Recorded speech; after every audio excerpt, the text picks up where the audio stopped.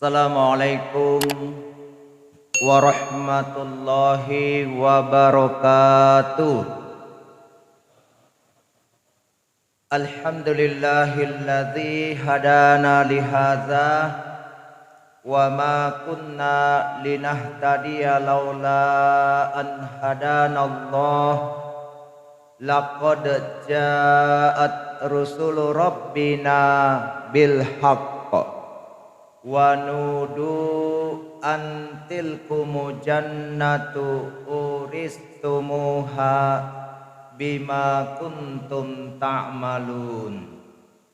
Allahumma salli ala Muhammad wa ala alihi wa ashabihi wa man tabi'ahum bi ihsanin ila yaumiddin. Faqala Allahu fil Qur'anil Karim, a'udzu billahi minasy syaithanir rajim. Ya ayyuhalladzina amanu kutiba alaikumus shiyam kama kutiba 'alal ladzina min qablikum la'allakum tattaqun. Shadaqallahul azim.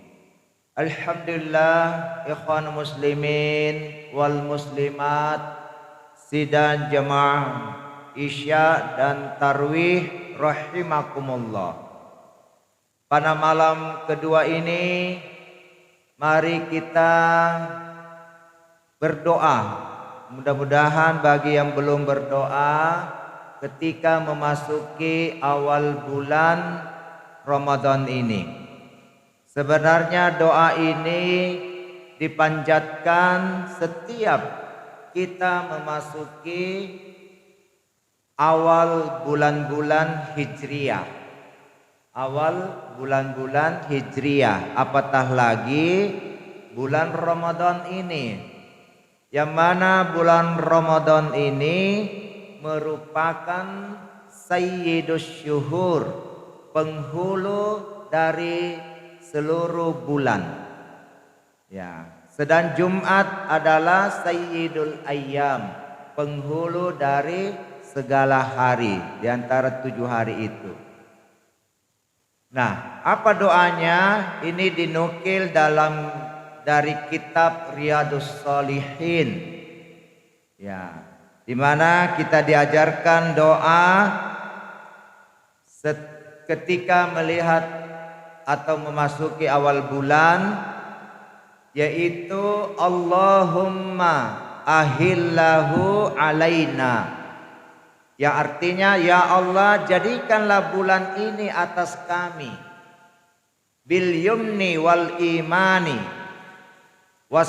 dengan membawa keamanan dan keimanan, wassalamati wal islami, dan keselamatan serta keislaman, makin islami hidup kita.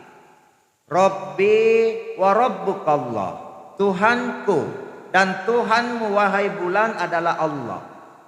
Hilalur rusdi wa khair, semoga bulan ini senantiasa membawa petunjuk dan segala kebaikan.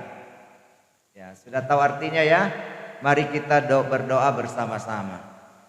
Allahumma ahillahu alaina bil yumni wal imani wassalamati wal islami. Rabbi wa rabbukallah, hilalur rusdi wa khair. Amin ya rabbal alamin. Alhamdulillah, jamaah isya rahimakumullah. Kita tahu bahwa Ramadan ini adalah sangat luar biasa. Arti Ramadan dari kata Ramadan, yarmadu, yang artinya panas yang sangat membakar, yang sangat saking panasnya itu dia membakar. Ya, memang kalau di Arab itu suasana waktu Ramadan itu panas, pada musim panas. Nah, Bagaimana kita di Indonesia kalau pas dengan nanti misalnya 5 tahun kemudian musim hujan, tetap makna Ramadan itu ada. Panasnya bagaimana? Panasnya itu ada pada panas tubuh kita, pada diri kita, dan itu insya Allah akan membakar dosa-dosa kita, menghapuskan dosa-dosa kita, termasuk juga membakar lemak-lemak kita.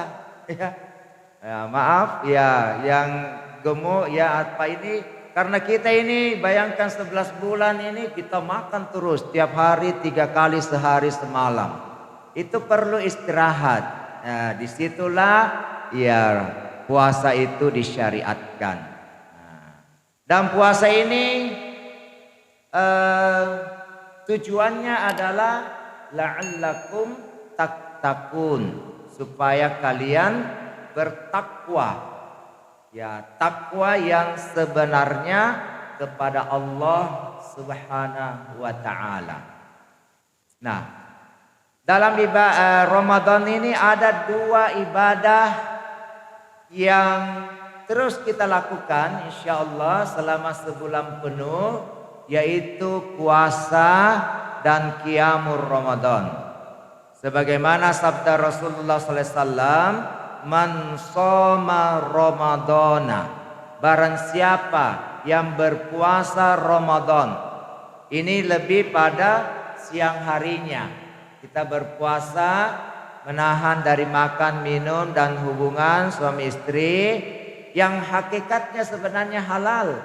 Tapi karena perintah Allah kita menahan, maka kata Allah Subhanahu wa taala dalam hadis qudsi, as-saumu li wa ana ajzi bi, bahwa puasa dari hambaku itu adalah untukku dan saya yang akan langsung membalasnya. Langsung Allah. Kalau amalan-amalan lain lewat malaikatnya, tapi ini langsung Allah yang membalasnya. Luar biasa. Nah, man shoma Ramadana imanan wahtisaban. Ada 2 syarat, yaitu dengan dorongan keimanan dan semata-mata mengharapkan hisab atau ganjaran dari Allah Subhanahu wa taala. Maka kata Rasulullah sallallahu alaihi wasallam, "Ghufira lahu ma taqaddama min dzambi." Diampuni baginya dosa-dosanya yang telah lalu. Ya. Di sini imanan, dorongan keimanan, bukan dorongan karena malu, ya, karena ikut-ikutan, tapi memang karena iman kepada Allah, ya, karena perintah Allah. Wahtisaban, dan memang mengharapkan hisab dari Allah di yaumul hisab. Nah, makna hisab juga di sini bisa bermakna penuh perhitungan. Artinya kita memang siapkan diri kita untuk berpuasa dengan benar, ya, sesuai dengan sunnah Rasulullah SAW. Maka akan diampuni dosa-dosanya yang telah lalu. Dosa yang mana, Ustaz? Tentu dosa yang kecil, termasuk sedang. Ya. Tapi kalau yang dosa besar yang ada kafaratnya, maaf, itu tidak bisa terampuni tanpa kita bertobat dan menjalani hukumannya. Dosa besar itu misalnya yang paling besar itu adalah dosa syirik. Ya, wa may yusyrik billah faqad iftara itsman azima. Barang siapa yang berbuat syirik, sungguh dia telah berbuat dosa yang sangat besar. Dosa yang sangat besar. Wa may yusyrik billah. Jadi siapa yang mempersekutukan Allah, yusyraka ya. Di dalam ayat surah An-Nisa ayat 48 Allah berfirman, "Innallaha la yaghfiru ay yusyraka bihi wa yaghfiru ma duna dzalika liman yasha." Sesungguhnya Allah tidak akan mengampuni dosa selama dia melakukan kesyirikan. Itu fi'il mudhari, artinya fi'il kata kerja yang sedang berlangsung hingga akan datang. Dia belum berhenti, tidak akan diampuni. Ya. Tapi kalau dia sudah berhenti, bertobat, insya Allah diampuni. Cuma la yahbatanna amaluka. Rusak itu amal-amalnya yang lalu, 40 hari 40 malam. Ya, jadi mulai dari nol lagi. Nah, itu syirik, dosa paling besar. Kemudian syirik yang berikut dosa besar yang lainnya adalah misalnya dosa ya durhaka kepada kedua orang tua. Ya, ini tidak akan diampuni sebelum orang tua kita yang memaafkan kita. Nah, maka hati-hati. Kemudian dosa membunuh, ini juga tidak bisa diampuni ya, kalau tidak dikisos misalnya. Misalnya ahli waris keluarga yang terbunuh, korban ini tidak mau memaafkan, maka harus dikisos. Dan memang kisos ini menjaga kehidupan manusia seluruhnya. Kenapa? Jangan sampai kita main hukum rimba, ya main bunuh sendiri ya. Nah, maka di situ ada hukum kisos. Boleh dia dimaafkan, dia tidak dikisos, tapi dia bayar denda, kafarat. Denda, ada dendanya, bayar unta sekian banyak ya, dengan uang ya, dinar itu dan dirham ada aturannya. Nah, itu baru bisa diampuni dosanya. Begitu juga dosa zina ya, dihukum cambuk bagi yang belum menikah, bagi perempuan yang belum atau laki-laki, dua-duanya. Jadi dua-duanya, bukan salah satunya, kecuali kalau misalnya perempuannya diperkosa. Ya, bukan kehendaknya, dia sudah melawan, menghindar, maka yang dihukum yang memperkosa, tapi yang korban tidak. Nah, tapi kalau suka sama suka, dua-duanya harus dihukum cambuk 100 kali. Bagi yang sudah menikah, hukumannya itu kalau berzina, na'udzubillah min dzalik, itu ditanam seluruh tubuhnya, tinggal kepalanya, baru dilempari batu sampai meninggal. Sampai meninggal baru terbebas dosanya. Nah, sekarang kita di Indonesia bagaimana? Sulit untuk menerapkan hukum rajam ini. Ya, yang penting kita sudah minta, kita mengaku bertobat betul-betul, tapi tidak bisa dijalankan hukuman itu. Mudah-mudahan Allah mengampuni kita. Mudah-mudahan, insyaallah. Yang jelas, mari kita taubatan nasuha, taubat yang sungguh-sungguh. Ya, termasuk ya kalau melanggar janji itu dosa sedang ya, tapi dia harus puasa 3 hari untuk mengganti itu, menghapus dosanya ya, dan dosa-dosa lain. Nah, kalau dosa-dosa kecil ya yang kita lakukan tanpa sengaja, mungkin apa segala macam ya, kita kadang dusta atau apa, kita bertobat, kita puasa itu maka menghapuskan dosa-dosa kita ini, insyaallah. Kemudian termasuk juga qiyamul Ramadan. Dalam hadis dikatakan juga man qama ramadana imanan wa ihtisaban, dan seterusnya sama. Barang siapa yang qiyamul Ramadan. Qiyamul Ramadan itu artinya menegakkan Ramadan lebih pada malam harinya, qiyamul lail. Ya, sholat lail seperti tarawih nanti kita laksanakan karena dorongan iman dan semata-mata mengharapkan hisab ganjaran dari Allah Subhanahu wa taala, maka diampuni juga dosa-dosanya yang telah lalu. Nah, sekarang bagaimana supaya hal ini betul-betul sesuai dengan apa yang disunnahkan contoh Rasulullah sallallahu alaihi wasallam? Maka kita hendaknya mengikuti sunnahnya.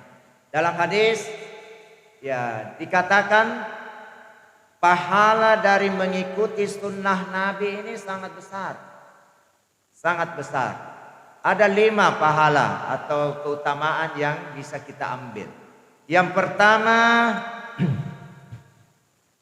dalam hadis riwayat dalam kitab ini Al-Jami'us Shaghir, Rasulullah sallallahu alaihi wasallam bersabda, "Man ahya sunnati faqad ahabbani, barang siapa yang menghidupkan sunnahku, maka sungguh dia telah mencintaiku, kata Nabi. Wa man ahabbani kana ma'iya fil jannah. Dan barang siapa yang mencintaiku adalah dia bersamaku di surga kelak. Iya, luar biasa ya. Nah, yang kedua, dia akan menjadi wali atau kekasih Allah Subhanahu wa taala. Dalam hadis qudsi riwayat Al-Bukhari, Allah taala berfirman, siapa saja yang memusuhi waliku, maka aku mengumumkan perang terhadapnya. Tidaklah hambaku mendekatkan diri kepadaku dengan sesuatu yang lebih aku cintai dibandingkan amal yang aku wajibkan kepadanya. Dan tidaklah hambaku terus menerus mendekatkan diri kepadaku, taqarrub ilallah, dengan amal-amal sunnah sampai aku mencintainya, menjadi kekasihnya, Khalilullah. Nah, jika aku sudah mencintainya, kata Allah, aku menjadi pendengaran yang dia gunakan untuk mendengar. Aku menjadi penglihatan yang dia gunakan untuk melihat. Aku menjadi tangannya yang dia gunakan untuk memegang. Dan aku menjadi kakinya yang dia gunakan untuk berjalan. Artinya sesuai dengan kehendak Allah. Allah sudah menjaga itu. Pendengarannya, penglihatannya, kakinya, tangannya, karena kecintaan dari Allah. Kemudian Allah berfirman di sini, ini hadis qudsi, itu adalah firman Allah, tapi redaksi dari Nabi. Nabi mengungkapkan kembali. Terakhir, jika dia meminta kepadaku, sungguh aku beri. Jika dia meminta perlindungan kepadaku, sungguh aku lindungi. Kemudian yang ketiga, mendapat pahala dari orang-orang yang mengamalkannya.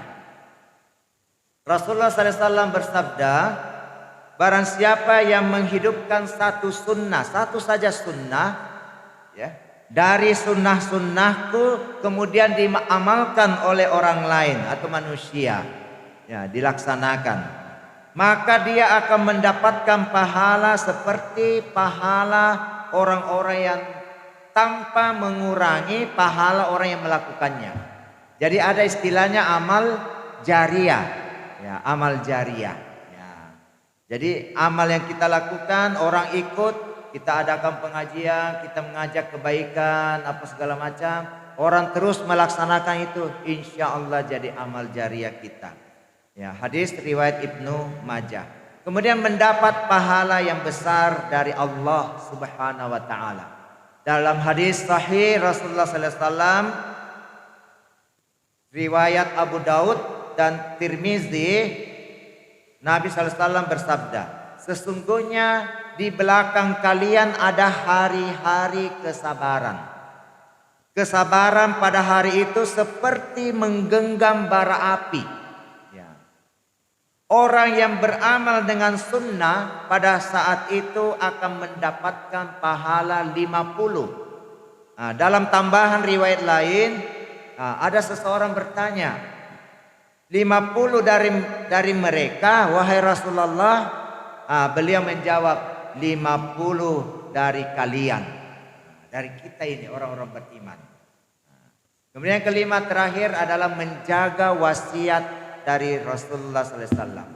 Abu Najih Al-Irbad bin Sariyah, dia berkata, Rasulullah SAW telah memberi nasihat kepada kami, dengan satu nasihat yang menggetarkan hati dan mengucurkan air mata. Kami bertanya, wahai Rasulullah, nasihat itu seakan-akan nasihat dari orang yang akan berpisah selama-lamanya, yang akan meninggal. Jadi ini kayak seperti nasihat yang terakhir dari Rasulullah SAW.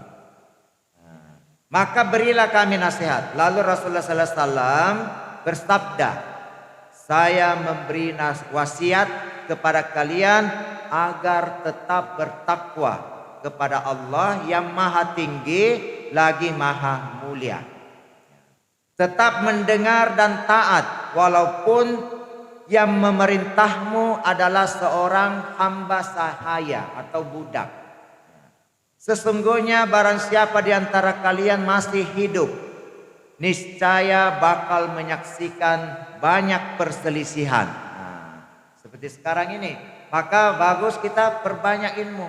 Dan luar biasanya sekarang juga ilmu banyak berkembang ya, banyak kita bisa mudah dapatkan. Nah, karena itu berpegang teguhlah kepada sunnahku dan sunnah khulafaur rasyidin yang lurus, yang mendapat petunjuk. Alaikum bisunnati wa sunnati khulafaur rasyidina al-mahdiyyin. Kemudian gigitlah dengan gigi geraham kalian. Ya. Jadi gigi geraham ini kalau digigit kuat. Itu Islam itu berat seperti bara api tadi atau sesuatu yang seakan-akan ada tarik keluar. Ya, tapi kalau kita kuatkan, insya Allah panasnya akan mati dan Islam bersama kita. Inilah perjuangan kita. Nah, kemudian jauhilah olehmu hal-hal yang baru dalam agama, karena sesungguhnya semua bid'ah itu adalah sesat. Kullu bid'atin dolalah. Di hadis lain dikatakan wa kullu dolalatin finnar, dan setiap kesesatan adalah dalam neraka. Ya, ini hadis riwayat Abu Daud, Tirmizi, hasan sahih. Olehnya itu, nah tentunya amal ibadah yang kita lakukan sesuai dengan sunnah ini insya Allah akan membuahkan hakikat takwa. Ya. Apa saja sunnah Rasulullah SAW? Pada kesempatan ini saya hanya menyampaikan dua. Yang pertama adalah kita memperlambat sahur. Bersahur pada waktu sahur, tasaharu fis sahuri fa inna fis sahuri barokah. Ya. Jadi bersahurlah kalian, ini perintah. Makan sahur. Waktu sahur tentu, karena waktu sahur itu penuh berkah. Disitulah banyak kita beristighfar. Ya. Jangan banyak yang lucu-lucu, ya, nonton-nonton sinetron yang membuat lupa. Justru disitulah waktu yang berkah. Nah, di situ kita makan sahur. Waktu sahur ini kurang lebih membaca 50 ayat sebelum subuh. 50 ayat ini berapa lama? Tergantung ayatnya. Kalau ayat yang paling panjang ada di surah Al-Baqarah, surat terpanjang. Tepatnya di ayat 282. Itu satu halaman, satu ayat. Satu halaman. Kemudian ada ayat yang terpendek hanya beberapa huruf. Bukan satu huruf, bukan nun itu lanjut. Nun wal qalami wa ma yasturun. Qaf dan seterusnya ada sambungannya berasus shad. Nah, ayat yang terpendek hanya dua huruf. Dua huruf yaitu Yasin, Toha, ya, Hamim. Ya, itu ayat terpendek dua huruf saja. Tapi ayat terpanjang satu halaman. Nah, kalau kita rata-ratakan di dalam Al-Quran, kurang lebih 2 baris sebenarnya. Ya, kurang lebih 2 baris itu baca ayat Al-Quran. Kalau 50 ayat, ya berarti kurang lebih 20 menit. Ya paling lama setengah jam. Maka ya bagus kita makan sampai usahakan di akhir sahur itu imsak. Itu pun sebenarnya imsak belum menahan. Ya, belum kita puasa tapi baru kehati-hatian. Nah, sebaiknya kita berhenti karena kita mungkin mau buang air, kita mau sikat gigi, kita mau berwudu, kita mau menuju ke masjid. Ya. Nah, seandainya kita terlambat bangun sahur, ya maka boleh kita makan minum walaupun sudah imsak. Ya. Yang imsak yang sebenarnya wakulu washrabu hatta yatabayyana lakumul khaitul abyadu minal khaitil aswadi minal fajr. Makan dan minumlah sampai jelas bagimu benang putih dari benang hitam. Jadi orang Arab itu kalau mau tahu waktu fajar, subuh minal fajar, dia keluar bawa benang itu, 2 benang itu. Kalau sudah bisa dibedakan, itu tidak makan lagi. Nah, itu waktu fajar. Summa atimmus siyama ilal lail. Kemudian sempurnakanlah puasamu sampai malam. Itulah sampai maghrib. Dan disunnahkan kita bersegera berbuka. Itu takjil namanya. Takjil itu bukan makanannya, tapi sifatnya bersegera. Ajil, ya bersegeralah itu berbuka. Berbukanya ya tentu kita minum dulu ya. Jangan yang dingin. Nah, karena itu bisa menyebabkan batu. Kalaupun terbasah ada dingin ya tutup dengan air biasa. Ya jangan yang kalau perlu hangat lebih bagus. Itu sehat. Ya, maka makanan yang manis yang mudah dicerna ya dulu. Nah, berbuka dulu. Yang penting itulah namanya kita bersegera berbuka. Ya, dan jangan lupa berdoa. Doanya itu Allahumma lakasumtu wa bika amantu wa ala rizqika aftartu. Ini doanya sebenarnya hadisnya lemah, tapi boleh kita berdoa dengan itu. Karena doa itu dalam bahasa apa kita saja boleh. Ya, walaupun itu doanya agak lemah. Nah, ada doa yang sahih, itu adalah doa zahabadz dhama'u wa batal'alati uruqu wasabatal ajru insyaallah. Telah hilanglah dahaga, telah basahlah kerongkongan dan telah ditetapkanlah itu pahalanya insyaallah. Tapi itu setelah buka sebenarnya, karena telah hilang dahaga. Jadi sudah minum, jangan lupa doa bismillah minimal ya. Doa mau makan minum itu kemudian kita baca doa itu. Ya, insyaallah inilah salah satu dari sunnah-sunnah Nabi SAW yang mudah-mudahan bisa kita senantiasa laksanakan, kita tingkatkan dalam kehidupan kita, khususnya dalam bulan Ramadan ini, sehingga kita meraih hakikat takwa. Hadanallahu wa iyyakum. Wassalamualaikum warahmatullahi wabarakatuh. Persembahkan oleh Yayasan Haji Muhammad Cengho Sulsel dan Takmir Masjid Muhammad Cengho Goa.